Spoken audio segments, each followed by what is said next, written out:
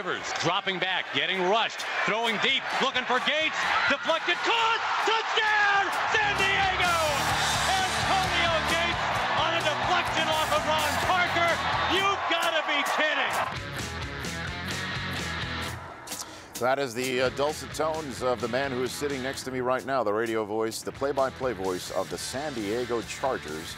Josh Lewin joining me here in the flesh on the Rich Eisen Show. How are you, sir? Dulcet. Dulcet tones. I love that. Good to see you. Also a radio voice of the New York Mets yeah, as well. Both coasts. You are bi-coastal. If I can work in Iceland, I'm figuring I got everything down. Well, a good thing for you, the Mets aren't in the World Series then. Yeah, shut up. That's the Yankee fan in me pointing out how you have one gig right now, and what a gig it is. Having a, not a front, I guess a front row high above the stadium seat for what San Diego has been doing the last 2 years, ever since Mike McCoy came off the sidelines of the home team here and goes to the San Diego Chargers. What has been the turnaround in your estimation for San Diego the last couple of seasons? Well, Philip is playing at such a high level, as you know, and he's making things happen with his brain. It's very Peyton Manning-esque, you know, and I guess that's not a surprise. I mean, he's a brilliant mind. He's a very upbeat, as you know, person. I mean, even before the Bolo thing came out on your set last year. Yeah, that wasn't the first time he's been that way. No, I mean, that's who he is. That right. wasn't some shtick that he was doing just for you. But it created, I think, a national awareness that this is not just some petulant child that when he misses a jump shot, you know, wants to go stand over there in the corner and pout about it. This is a passionate guy who wants to win, makes everybody around him better. And he's with a skeleton cast this year. I mean, they're going through, what's the old Joe Buck line and the old Spinal Tap line about going through drummers. You know, I mean, every center gets hurt. Every running back gets hurt. And he doesn't care. You know, he just finds a way. You saw a highlight of Malcolm Floyd right there. You know, this is a guy that when they throw his way, Phillips got a passer rating of 141.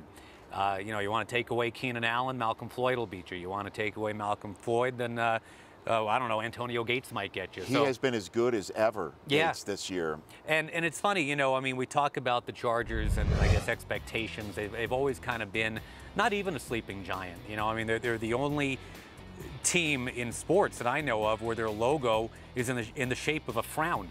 You know, I mean, it's true. You know, I mean, it just kind of sets you up for this pejorative feeling that something's going to go wrong at some point.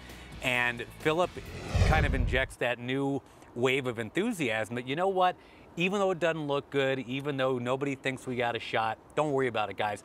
I'm going to find a way to find the open man, and he usually does. What happened last week, though, against the Chiefs just 4 days ago at home? What happened? Well, he couldn't tackle. And, you know, there was one play that I think actually has a chance to flip the entire division on its ear, and that's a Jamal Charles cutback, the record-setting yards that he got to become the Chiefs' all-time franchise leader in rushing yards. He went for 16 yards into the end zone. Donald Butler whiffed on a tackle.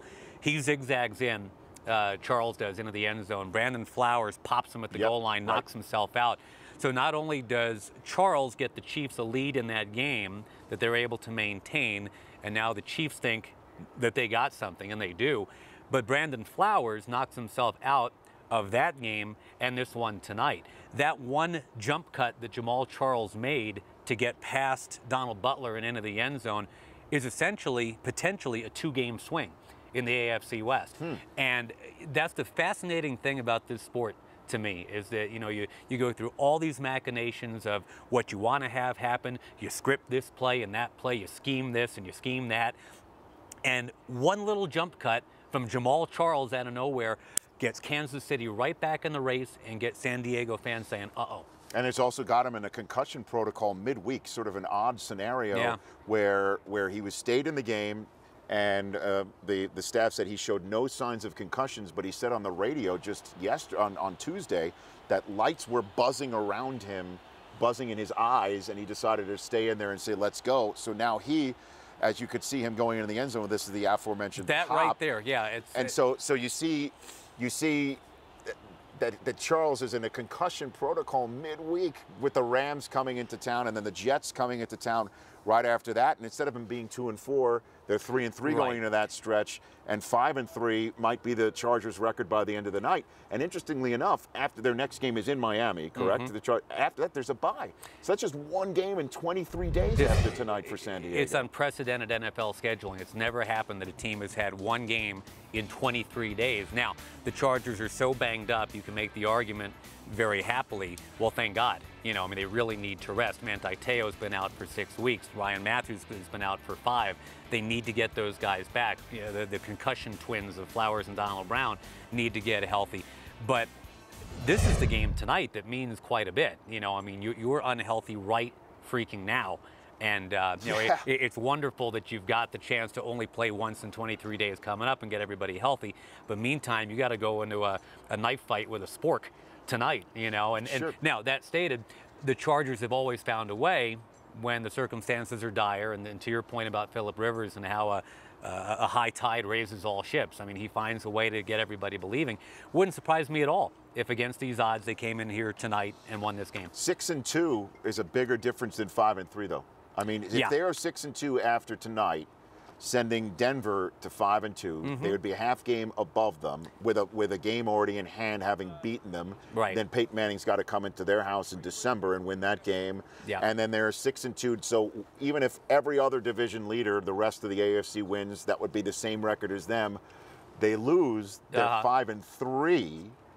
It's a totally different story, Josh. It's a huge game tonight, and you know that's no just NFL hyperbole. Sure. This is not a blow to CBS to try to get eyeballs on it. I mean, this is legit. I mean, the Chargers can set themselves up beautifully, or the angst can set in. You know, it's one way or the other, and that'll happen around 10 p.m. Eastern tonight. Now, I know you mentioned how that 23-day stretch with just one game will be welcome for guys like Ryan Matthews and Donald Brown, but what Brandon Oliver has been doing, this doesn't appear to me to be that flash in the pan. He appears to have big-time, big-game abilities that's difficult to game plan against, and you could just look at him on film, but when you actually have to see him in person, how fast he is, and then you can't actually see him behind the offensive line that you're trying to get past to tackle him. Yes. This seems to be like a real deal running back. Though, I would agree, and you know, 30 other teams said we don't even want to kick the tires. Indianapolis was the one team other than the Chargers that said, meh, maybe. And the Chargers are very lucky that he chose to come to San Diego and didn't go to Indy. You know, you love stories like this, and I think he does himself a disservice having picked the number 43, because everybody says, oh, it's just Darren Sproles 2.0. Right. He's a different player than Darren Sproles. If he had picked uniform number 35, we all would have said, oh, that's Mike Tolbert when he was with the Chargers. I think that's the better comp, really. Really, because Tolbert's a big dude. Well, though. Brandon Oliver's a big dude. I mean, when you see him in a T-shirt, you'll see. I mean, this is closer to Tolbert than Sproles, and you know, the fact that he's 5'0", immediately you go to Sproles, right, and the number 43, and he is shifty, and all that's great. But I see more Mike Tolbert than I do Darren Sproles with him. Yeah. I'm excited to see him tonight. I really, fun. really am. He's a He's great been a kid, pleasure too. to watch Yeah. in these games. It's been something to behold, and you know, we do the knee jerk. Certainly, when we were in D.C. for Thursday Night Football, we were all talking about, is this going to be Kirk Cousins' job moving forward, even when RG3 comes back healthy? And now look how silly we all look for even having that conversation. Could he be the guy when Matthews comes back? It's so funny that, I mean, if you had asked me that 4 weeks ago, 5 weeks ago, sure, I would have done the whole eye roll thing. Like, come on, you know, Ryan Matthews was 7th in the league in rushing last year. This kid wasn't even drafted. Are you crazy? And now I'm like, that's a great question, Rich. I mean, because Oliver does have the staying power that you suggest, and Matthews has been fragile. So maybe you have a two-headed monster at the end of this thing, and I don't think there's anything wrong with that. You got a World Series prediction from your? You saw? Did the Mets play the Royals this year? The Mets did not play the Royals this year. Yeah, did play the Giants. They most certainly did. Because the Giants, I mean, it's all tied at 1 after last night. The Royals with their first. Yeah, this is the karma train here that we're watching, just chugging along. And after San Francisco just whacked them right in the head in Game 1, I'm thinking, well, you know, the Royals are this year's Rockies from several years ago. They make a nice run, Cinderella, yada yada, then they sit for a week and they get swept.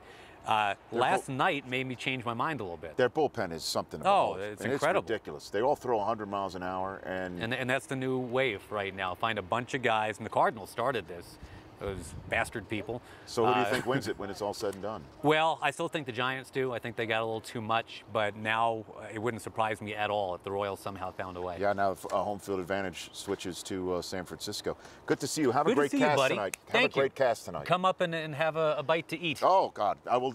Listen, you're talking my language. The Rich Eisen Show, weekdays at noon Eastern, on Audience.